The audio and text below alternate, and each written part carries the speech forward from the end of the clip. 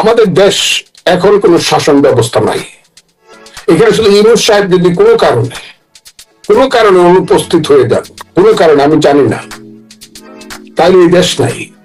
6 মাসের মধ্যে 600 বার বলা হয়েছে 47 আর 24 হইল মুক্তিযুদ্ধ। 71-এ তেমন কোনো মুক্তিযুদ্ধ হয় নাই, কিছুই হয় নাই। তাইলে বলুক তারা দাঁড়ায়, ইয়েস বাংলাদেশের মুক্তিযুদ্ধ 71, এই কথা তারা বলুক, সবাই মিলে বলুক, ইউনূস সাহেব বলুক। একদিন ইউনূস সাহেব বলছে, একদিন, তাও কোথায়? আর্মিদের কাছে গিয়া 21শে নভেম্বর। কথাটাকে বোঝার চেষ্টা করেন। একদিন সেটা কেন বলছে? বিশেষ একটা জায়গাতে বিশেষ কারণে বলছে।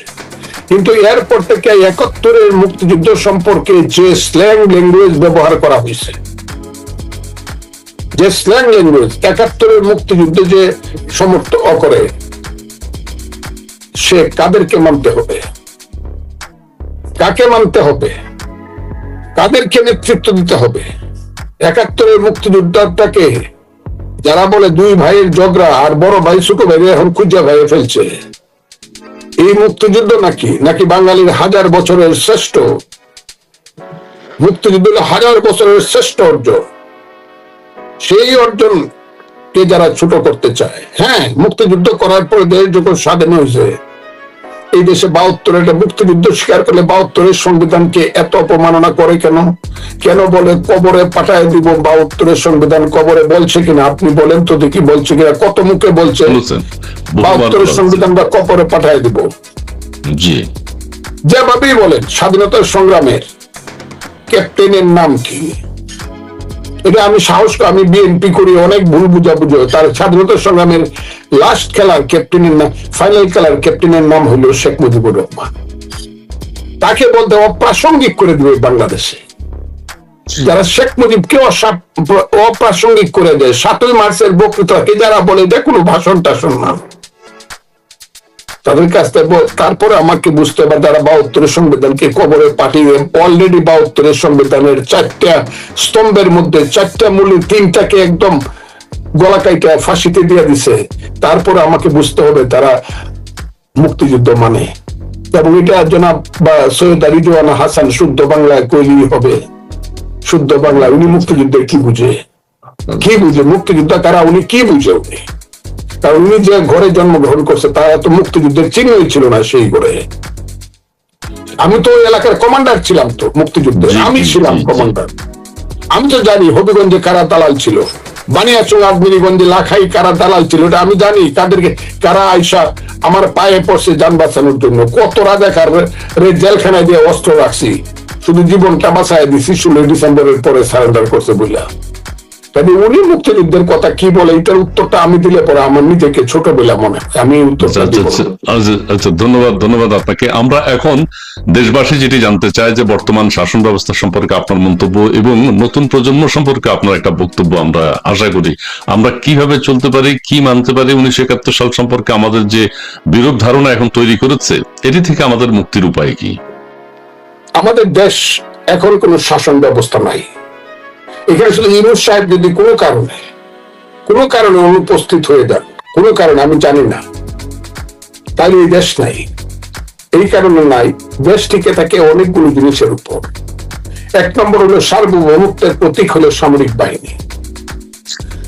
তারা এখন এলাকায় আছে, কিন্তু পত্র পত্রিকা পড়লে সবকিছু জানলে বুঝলে দেশে বিদেশে আমাদের দেশের সামরিক বাহিনী ব্যাপারে আমি কোনো বলতে চাই না, কিন্তু 10 বছর 20 বছর আগের যে সামরিক বাহিনী ছিল, তাদের যে মরালিটি ছিল, এই আন্দোলনের মধ্য দিয়ে তাদের মধ্যে ডিফারেন্সটা হয়েছিল। সেই ডিফারেন্সের কারণে তাদের মধ্যে কিছুটা বিভেদ আছে বলেই মনে হয়।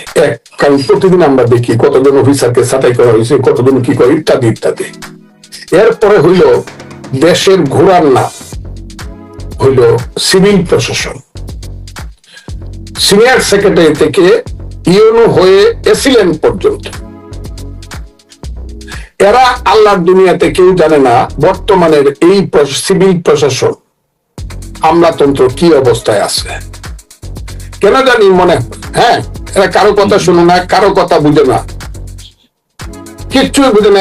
এরার মতো করে চলতেছে, কোন ধরনের প্রশাসন চলছে না, কোথাও না। তিন হইল আইন শৃঙ্খলা রক্ষা করার জন্য যে পুলিশ বাহিনী, আল্লাহ রক্ষা করুক বাংলাদেশকে, পুলিশ বাহিনী এখন পর্যন্ত মরালি নিজেরা মাথা উঁচু করে দাঁড়াইতে পারে নাই, এবং সেই পুলিশ বাহিনীকে ব্যবহার করতেছে এখন সমন্বয়ক নামদারি একজন ছাত্র যুবক, ফার্স্ট ইয়ারে কলেজে পড়ে, 9-10-এ পড়ে অথবা বিয়ে পড়ে, এইসব ছেলেপেলেরা পুলিশকে গিয়ে বলতেছে আমি সমন্বয়ক, আমারে চিনো, একটা কেস নেও, 173 জন আসামি, সেই আসামি দিয়া লাখ লাখ টাকার ব্যবসা করে, আসামির ব্যবসা। হাসিনা একটা বক্তব্যে বলেছেন যে বাংলাদেশের সবচেয়ে বড় দল হচ্ছে সমন্বয়ক। হ্যাঁ, সমন্বয়ক। এবং আগামী দিনে আমি আপনাকে বললাম, আগামী দিনে দুইটা শব্দ সাংঘাতিক ভাবে মানুষের কাছে অনেকদিন তাদের মাথার, একটার নাম হলো সমন্বয়ক আর একটার নাম হলো সংস্কার। এই দুইটা শব্দ খুব অপ্রিয় হবে আগামী দিনে। কত শব্দ কিন্তু দুইটাই ভালো। কেন? সংস্কারের নামে তারা যা করতেছে কোনো সংস্কার নাই, অপসংস্কার করতেছে, এবং নির্বাচন তাকে যাতে কোনো কারণেই না করতে 5-10 বছর এটার একটা ব্যবস্থা করতে। সংস্কার না হলে নির্বাচন নয়, যেটা শেখ হাসিনা বলতো উন্নয়ন না করে কিসের ইলেকশন, যেটা আইয়ুব খান বলতো, আইয়ুব খানের মূল মন্ত্র উন্নয়নের গণতন্ত্র।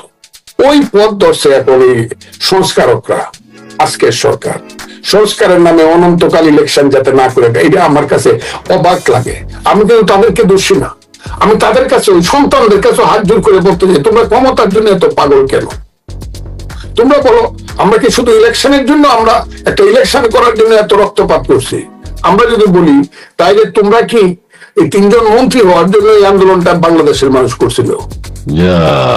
আচ্ছা, 20 বছরের একটা টার্গেট দিয়েছে যে আমরা 20 বছর থাকবো, বা তরুণ নেতৃত্ব। হ্যাঁ, তাদের কথা তো 20 বছর। তারপর তারা যখন বলতেছে হাসিনা সরকারের যারা অন্যায় করছে তাদের টোটাল বিচার না করে কোনো ইলেকশন হবে না, এবং যারা ইলেকশন চাইবে তারা হইল ভারতের দোষর, ফ্যাসিস্টের দোষর, ভারতের দালাল।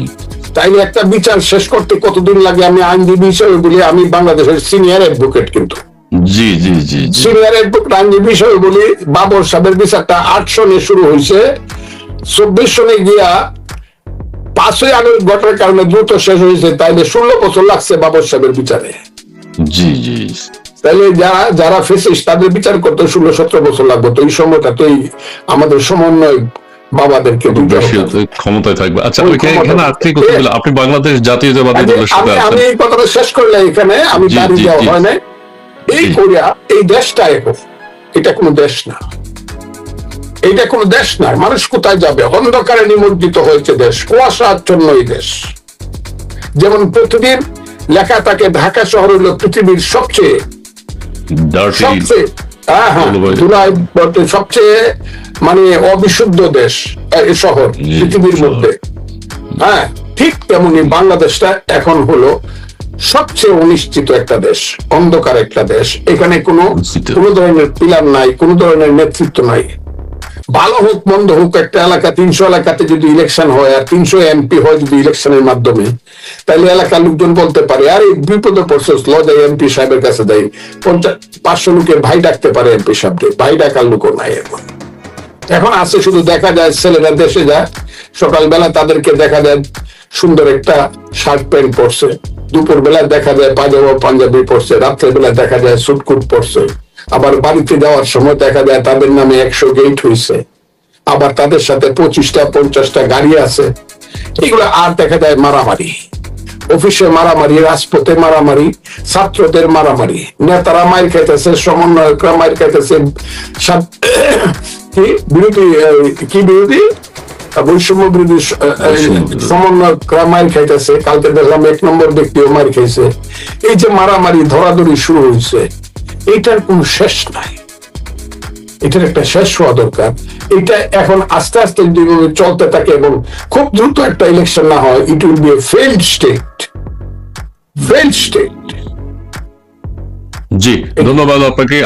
আমি এখন একটা কথা বলতে চাই, সেটি হচ্ছে আপনি বিএনপি রাজনীতির সাথে সম্পৃক্ত আছেন। নানান কথায়, উপদেষ্টাদের কথায় এবং সমন্বয়কদের কথায় বিএনপি কি মনে হয় তার উপযুক্ত সম্মান দেয়া হচ্ছে না। একজন উপদেষ্টা বলেছেন বিএনপি আওয়ামী লীগের টোনে কথা বলছেন, এবং বিএনপি যখন নির্বাচনের কথা বলে তখন নানাবিধ অপবাদ বিএনপি কে দেয়া হয়। সেই ক্ষেত্রে আপনি কি মনে করেন বিএনপি চাপের মুখে আছে রাজনৈতিক দল হিসেবে, দেশের বড় রাজনৈতিক দল হিসেবে? আপনি যদি দয়া করেন, আমি পরশু দিনে 25 তারিখে একটা 26 তারিখে একটা বক্তৃতা করছি বিএনপি প্রতিষ্ঠাতা জনাব জিয়াউর রহমানের জন্মদিন উপলক্ষে। যেটা করছি আমি রিপোর্টার সিনিটিতে, সেখানে মেজর হাফিজউদ্দিন বীর বিক্রম স্থায়ী কমিটির সদস্য উনি চিফ গেস্ট ছিলেন। মিটিংটা আয়োজন করছিল বিএনপি জাতীয়তাবাদী মুক্তিযোদ্ধা দল। সেখানে আমি খুব সুস্পষ্ট ভাবে বলছি যে একটা কথা আছে, গোখলে বলেছিল, what Bengal things today rest of India things tomorrow. আমি আজকে বক্তৃতা করতে গিয়ে আমি দাবি করতে চাই, আমি যা বলি আজকে, যা বলবো কালকে বিএনপি সব নেতারা তা বলবে। তাদের সামনে আমি বলছি কেন, আমি প্রথম দিনই বুঝছি এদের কথায় বার্তায় ভাব বিলাসে যে এরা প্রথমে আওয়ামী লীগকে একটা ধাক্কা দিয়ে দিছে, এবং তারা আওয়ামী লীগ আর 10 বছর 20 বছরের মধ্যে এখানে আসলেও তারা মাথা উঁচু করে দাঁড়াতে পারবে না। এখন তাদের সামনে রইল বিএনপিকে তারা ইরানের বনি সদরের একটা পার্টি বানায় দিব। কিছুদিনের জন্য 1-1.5 বছরের জন্য যদি দয়া করে তারা বনি সদর হিসাবে রাখতে পারে, বিএনপির দলটাকে বনি সদরের দল 1.5 বছর পরে একটা লাথি দিয়ে ইরানের খুনিদের মতো একটা রাষ্ট্র বানাইব। তারাই দেশ শাসন করব। এইখানে ইরানে যা হচ্ছে তাই হবে, আফগানিস্তানে যা হচ্ছে তাই হবে, সিরিয়াতে যা হচ্ছে তাই হবে। এরা তারা করার চেষ্টা করবে। দিস ইজ নট ইসলাম। এটা ইসলামের নামে মানুষের যে আধুনিকতাকে, মানুষের যে চক্ষুষ্মান, মানুষের শত চিন্তাকে হত্যা করা, বিজ্ঞানকে হত্যা করা, আধুনিকতাকে হত্যা করা, মুক্ত সমাজকে হত্যা করা, যেটা পৃথিবীর আলোকিত দেশগুলোতে আছে, এমনকি মুসলমানদের মধ্যে অনেক দেশ, যে পাকিস্তানের নাম করে তারা পাকিস্তানের ছোট ভাই হইতে চায়। সেই পাকিস্তানে কিন্তু এখনো পার্লামেন্ট ইলেকশন হয়, মেম্বার কিনা হয়, এবং এই যে শাহবাজ শরীফ বৈশা আছে ক্ষমতায়, এটা কিন্তু ইমরান খানের মেম্বারদেরকে কিনেই বৈশা আছে। আবার ওই যে তুরস্কে এরদোয়ান, যাকে আমরা একদম সাংঘাতিক এখন নেতা মনে করি, উনিও কিন্তু ভোটের মাধ্যমে কিন্তু তাকে ক্ষমতায় আসতে হয়েছে। আমি বলি যে তারা যারা এই দেশে এই অবস্থা সৃষ্টি করতে চান, তারা দয়া করে ভোটে আসে, জনগণের কাছে যায়, 17 কোটি মানুষের দেশ, তাকে জিজ্ঞাসা করি, আপনি তো এই বাড়ির মালিক, পাহারাদার কাকে রাখবেন, কে দেশ চালাবে, আপনারা সিদ্ধান্ত দেন ভোটের মাধ্যমে। এটা কি অপরাধের কথাটা বলতেছি, এটা কইতে কইতে তিতা বিরক্ত হয়ে যেতেছি ভাই। ভোটটা দেন না কেন? আপনি কি চালাবেন জনাব ইউনূস সাহেব? আপনি তো চালাইতে পারছেন না দেশ। আচ্ছা, এখানে আমি একটু কথা বলি। অনেকেই বলছেন যে আওয়ামী লীগ সরকার বিগত নির্বাচনগুলো প্রশ্নবিদ্ধ করেছে, 14, 18, 24। ঠিক আছে, আওয়ামী লীগ সরকারের পতন হয়েছে, আওয়ামী লীগ সরকার এখন নেই, কিন্তু এখন অন্তর্বর্তীকালীন সরকার এসছে, তারা নির্বাচন দিতে এত দ্বিধায় করছে কেন? তারাও কি থেকে যেতে চাচ্ছেন 20 বছর? আমি কথাটা প্রথমেই আপনাকে বলছি, ক্ষমতার ময়ূর সিংহাসনটা এত বেশি লোভনীয় জিনিস ইউনূস সাহেবের কাছে হবে, এটা আমার ভাবনার অতীত ছিল।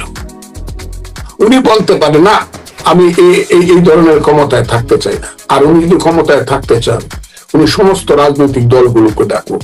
উনি যদি সংস্কার করতে চায়, সমস্ত রাজনৈতিক দলগুলোকে ডাকুক, যে এই মিনিমাম রিফর্ম করে আমি একটা ইলেকশন, যে ইলেকশনটা হবে এই দেশে নিরপেক্ষ, নির্দলীয়, তত্ত্বাবধায়ক সরকারের অধীনে একদম সুষ্ঠু একটা ইলেকশন, সেই ইলেকশনটা দিয়ে আমি চলে যাব। উনি মাথার উপরে থাকবে। মানুষ যদি মনে করে যে ইউনূস সাহেবের মতো লোকের দরকার, আমরা রাষ্ট্রপতি এবং প্রধানমন্ত্রীর ক্ষমতার যে আমরা ব্যালেন্স করতেছি, সেই ক্ষমতায় উনাকে আমরাই বলবো যে আপনি রাষ্ট্রপতি থেকে যান। কিন্তু এইটা না করে এই দেশে একটা এমন একটা অবস্থায় চলতেছে, আমি ফজলুর রহমান প্রতি মুহূর্তে আমি মনে করি আমি যে কোনো সময় অপমানিত হতে পারি, যে কোনো সময় আমার জীবন হানি হতে পারে। আমি আপনাকে বলে রাখলাম, মনে রাখেন কথাটা। আমি মনে করি এই দেশে অনেক মানুষ, যেখানে ফখরুল ইসলাম আলমগীর মতো একজন ভদ্রলোককে তার নাতির সমান ছেলেরা, যেখানে মানে অশ্রাব্য গালাগালির মতো করে কথা বলে, এবং তারা এখন বিএনপি কে, এখন দেখলাম একটু আগে 1 ঘন্টা পর্যন্ত জামাতের একটা ছেলে, I2I টেলিভিশন সেন্টারটার নাম, যে কথা কইলো, আল্লাহ এদেরকে কি দিয়ে তৈরি করছে, এরা আবার নাকি ইসলাম। আল্লাহ এদেরকে কি দিয়ে তৈরি করছে? আমার এখন ভাই বলতে ইচ্ছা করে যে আল্লাহ এদের হাত থেকে আমাদেরকে অন্তত মুক্তি দাও। সেই জায়গাতে আইসা পড়ছে দেশ।